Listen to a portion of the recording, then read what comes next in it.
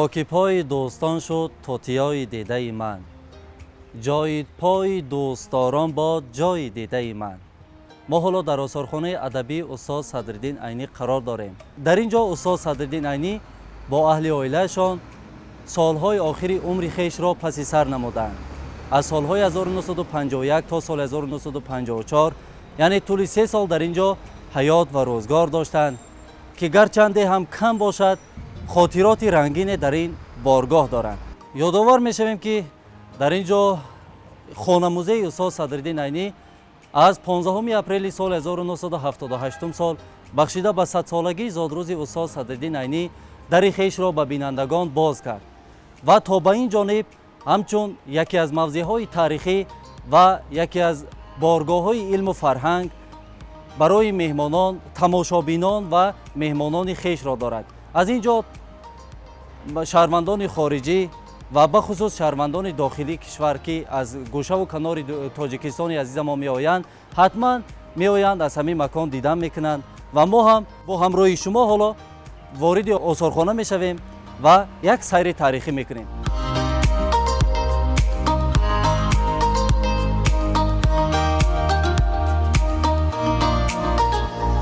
حالا ما در داخل آثارخانه قرار داریم.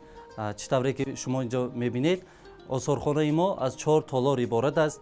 در درآمدگاه که ما قرار داریم در اینجا اصلا از آثار گرانارزش استاد صدرالدین عینی جا داشته است. مثلا اینجا کتاب‌های استاد صدرالدین عینی، نمونه اثرهای برجسته استاد صدرالدین عینی را در اینجا به نمایش گذاشته هستیم. اینجا باشد عکس‌هایی که می‌بینید در رفت حیات و فعالیت پرثمره استاد صدرالدین عینی که اول از بخارا، بعداً در شهر سمرقند و بعداً طول 3 سال در تاجیکستان در دوشنبه شهر قرار می‌گیرد. اینجا عکس‌ها پیشنهاد کرده شده است برای تماشابینان. اینجا هم باشد چند عکس‌ها با یار و دوستانشان، با رفیقانشان، به خصوص دوستی نزدیکشان شاعر لاهوتی. و اینجا باشد 140 سالگی زادروز استاد صدرالدین عینی سال 2018 با یک شکوه و شهامت خاصه تجلیل گردید. اینجا باشد این میز کندکاری دوره که میبینید سال 1979 سال از طرف کندکاران معروف بخارا به آثارخانه هدیه کرده شده است. اینجا باشد نیم پیکره استاد صدرالدین عینی جا داشته است که خود شاهد است.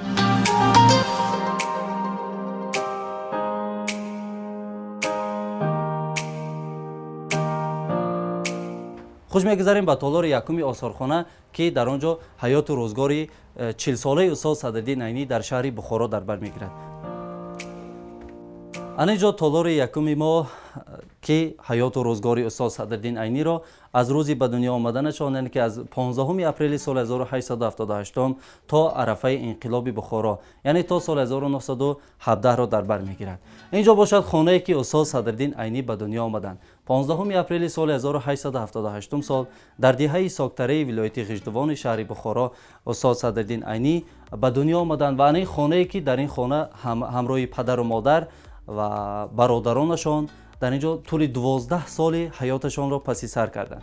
و اینجا باشد عکس از هنگام تحصیل در مکتب کهنه دهه ساکتره شهر بخارا. اینجا باشد یک نمونه اولین کتاب‌های درسی استاد صدرالدین عینی تهذیب و سیبیان است که سال 1910 برای مکتب‌های تاجیکی که نو تأسیس داده بودند با همراهی دوستشان عبدالواحد منظم در اینجا عکس کتاب را آورده هستیم.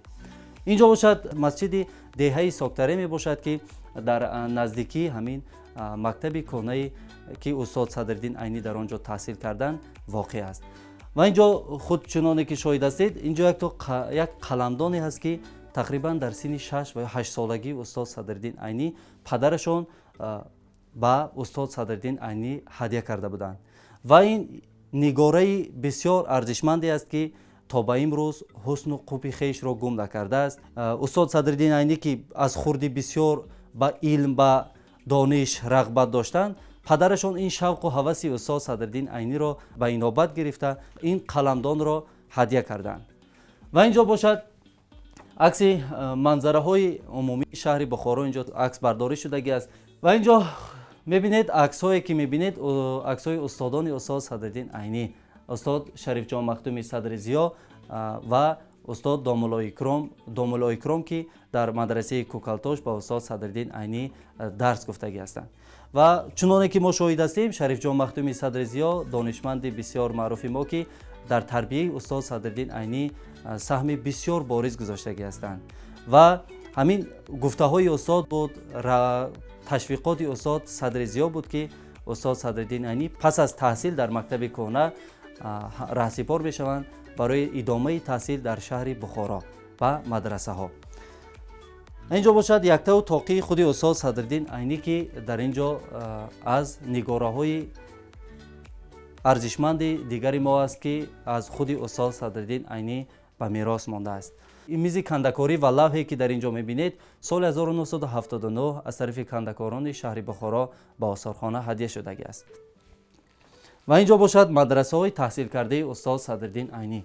استاد صدرالدین عینی در 5 مدرسه طول 16 سال تحصیل کرده هستند. در مدرسه های میر عرب، خواجه زاهد، کوکالتوش، بدلبیک، عالمجان. در طول انمین 16 سال در 5 مدرسه تحصیل علم گرفتند.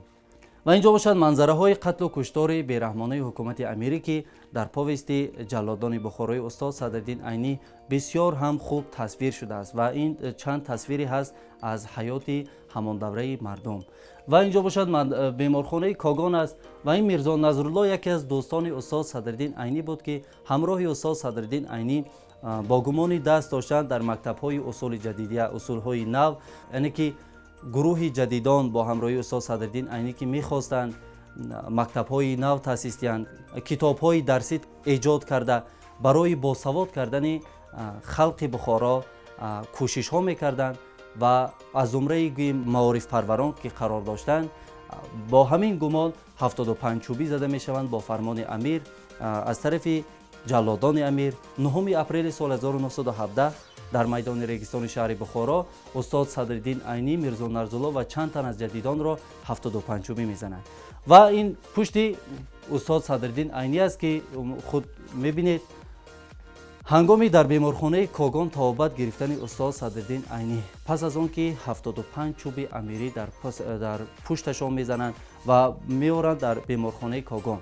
در اینجا طول 52 روز تبابت میگیرند، 25 مراتبه عملیات جراحی میگذرانند و بعد از 2 ماه تبابت گرفتن در بیمارخانه کاگان استاد صدرالدین عینی کوچ میبندند به شهر سمرقند. و اینجا تالار یکم ما حیات روزگار استاد صدرالدین عینی تا عرفه انقلاب بخارا یعنی تا سال 1917 را در بر میگیرد و خوش میگذاریم به تالار دیگری ما که تالار دومی ما حیات روزگار استاد صدرالدین عینی را در شهر سمرقند تصویر میکند.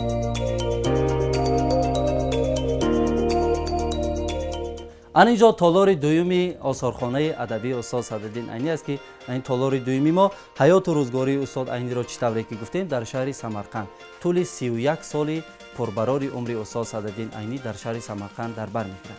اینجا از همین اشیاءهای شخصی خود استاد صدرالدین عینی آغاز میکنیم که همه اشیاءهای شخصی که میبینید تاقی و روچکه و اینجا قلم و اشیاءهای شخصی به واسطه خود استاد صدرالدین عینی هستند که از آن استفاده می‌بردند. اینجا همزمان چایندک و پیاله‌شان و وقتی استاد صدرالدین عینی به شهر سمرقند کوچ بستند، اویله‌دار شدند، استاد صدرالدین عینی صاحب 3 فرزند میشوند که فرزند کلانیشان معلمه خالده هستند، بعداً استاد کمال‌الدین عینی و معلمه لطفیه که در رشد و نموی علم تاجیک چون میراثبر پدرشان خیلی خدمت بارز کردند. و اینجا باشد عکس هایی که میبینید، عکس هایی که استاد صدرالدین عینی با دوستان و رفیقانشان بخصوص با شاعر ابوالقاسم لاهوتی، با ادیب چیخ یولیوس فوچیک، اینجا با چند نمایندگان اتحاد شوروی، اینجا با نویسنده بزرگ چون مکسیم گورکی سال 34 که در اینجا با هم ملاقات میکنند و در اینجا در چند چاره‌بینی ها در کنفرانس های بین المللی اشتراک کردن استاد صدرالدین عینی. همزمان در یک قطار آبیاری نمودن زمین های تاجیکستان استاد اشتراک کردن استاد صدرالدین عینی است. و اینجا باشد هنگامی که پیشواز گرفتن استاد صدرالدین عینی در وокزال راه آهن شهر دوشنبه سال 1951 هنگامی که استاد صدرالدین عینی به دوشنبه می آمدند، اینجا ادیبان، نویسندگان و شاعران کشور ایشان را پیشواز می گرفتند اینجا استاد میرزا ترسونزاده و استاد ابوالقاسم لاهوتی و استاد جلال کرامی و یعنی که شاگردان و مخلصان استاد عینی به پیشوازی استاد صدرالدین عینی میبرمدند.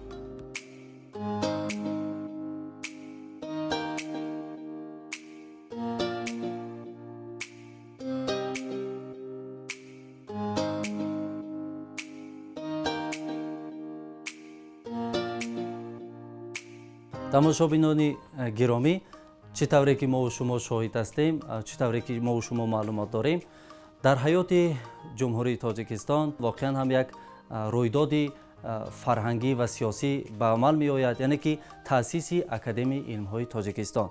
бояд ёдовар шавем ки академияи илмҳои тоҷикистон 14 апрели соли 1951 таъсис ёфт ва аввалин президенти академияи илмҳои тоҷикистон استاد صدرالدین عینی تعیین شدند و این میز کرسی دوره پرزیدنتی استاد صدرالدین عینی است که طول 3 سال همچون پرزیدنتی اکادمی علم‌های تاجیکستان کار و فعالیت کردند.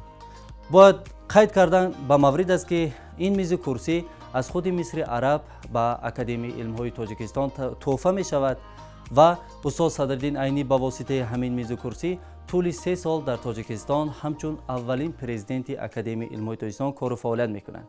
و بعدا پس از وفات استاد صدرالدین عینی استاد فرزند استاد شادروان استاد کمال‌الدین عینی این میز کرسی که پرزیدنت اکادمی علم‌های تاجیکستان کار و فعالیت کردن استاد عینی با آثارخانه آوردند و اینجا نگهداری می شود و همچون از نگاره های ارزشمند و بزرگی که در آثارخانه ما نگهداری می شود. خوش اینجا باشد چراغ روی میزی استاد صدرالدین عینی است که از آن به واسطه استاد استفاده می بردند. رادیو شخصی استاد صدرالدین عینی بود که از آن به واسطه استفاده می بردند و هنگامی که در لحظه های فراغت از آن به واسطه بهره می بردند.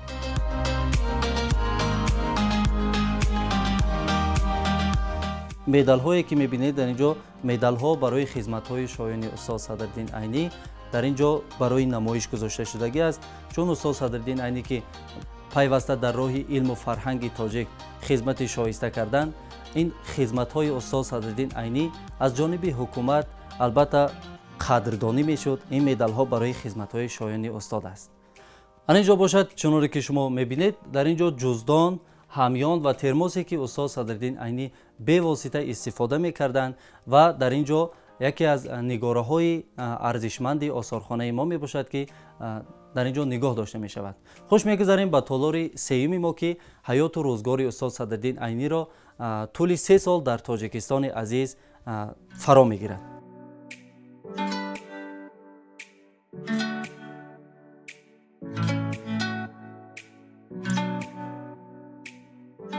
خوش اینجا تالار سیوم آثارخانه ما است و در اینجا چیزها، اشیاهایی که در اینجا نگهداری می شود اصلا حیاتی 3 ساله‌ای که گفتیم در تاجیکستان پسی سر کردن استاد صدرالدین عینی در همین جا نگهداری می شود. این لباس ها را چنانه که ما دیده ایستاده ایم تقریبا سالهای 40 و تا آخر حیات استاد صدرالدین عینی، یعنی تا سال 1954 استاد این لباس ها را در بر می کردن. اینجا ماشینی که می بینید این ماشین چاپی هست که استاد صدرالدین عینی که سالهای آخر حیاتشان سخت بیمار می شدند و طبیبان به ایشان اجازت نمی دادند که با واسطه ماشین کار و فعالیت کنند و برای استاد صدرالدین عینی همسرشان صلاحت بیگم با واسطه همین ماشین اثرهای استاد صدرالدین عینی را از خط فارسی به خط کریلی امروزه برگردان میکردند.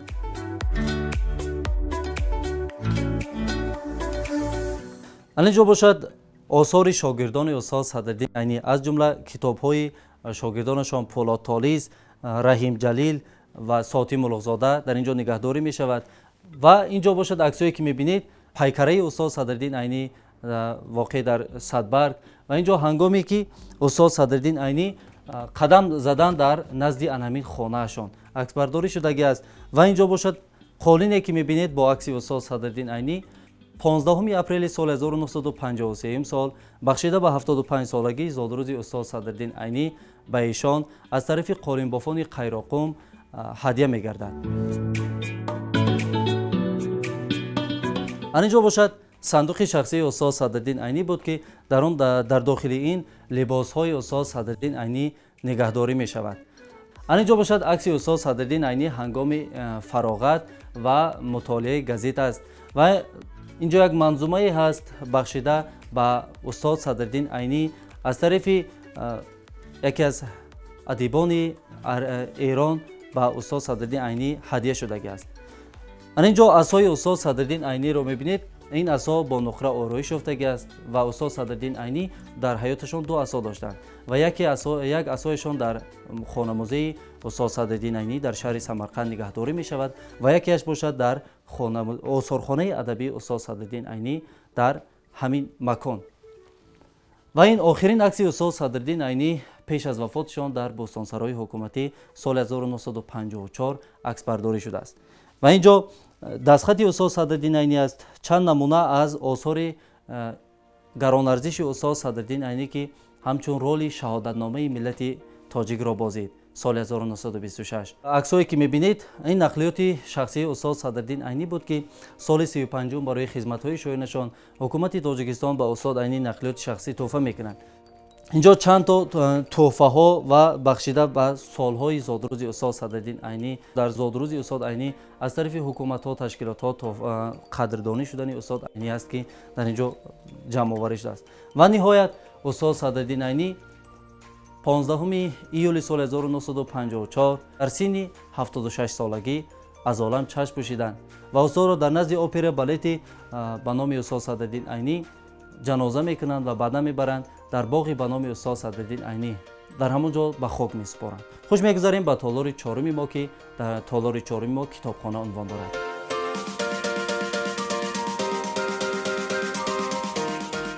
бошад, инҷо толори чоруми осорхонаи мо аст, ки дар инҷо аслан асарҳои устоз Садриддин Айнӣ ва асарҳое ки доир ба устоз Садриддин Айнӣ эҷод шуданд дар бар мегирад. яъне толори чоруми мо китобхона аст.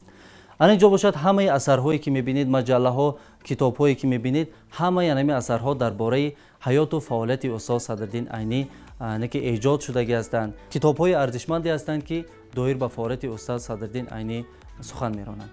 ва инҷо бошад аксҳое ки чӣ тавре ки мо медонем мактаби кона устод Айнӣ тасвир мекунанд. аввалин қадамҳои устоз Садриддин Айнӣ ба остонаи мактаби кона аст, ки як тасвире ҳаст. албатта инҷо бошад акси устоз Садриддин Айнӣ аст, ба осорхона ҳадия шудагӣ аст. устоз Садриддин Айнӣ тахаллуси Айниро соли 1895 мегиранд ва аввалин ғазали устоз Садриддин Айнӣ гули сурх мебошад, ки бо чунин матлаъҳои зебо оғоз мешавад. рози дил мегуфтам ар як марҳаме медоштам, шикваҳо мекардам аз ғам, ҳамдаме медоштам. ва инҷо бошад асарҳое ки мебинед, ҳамаи асарҳои устоз Садриддин Айнӣ, ки бо зиёда аз 30-35 забонҳои дунё нашр шудагӣ аст, дастраси тамоми аҳли илму фарҳанги дунё гардагиаст. шоир Бозорсобир хуб қайд карда, ки умри Айнӣ аз барои халқ сарфи хома шуд, халқи моро дафтари Айнӣ шаҳодатнома шуд.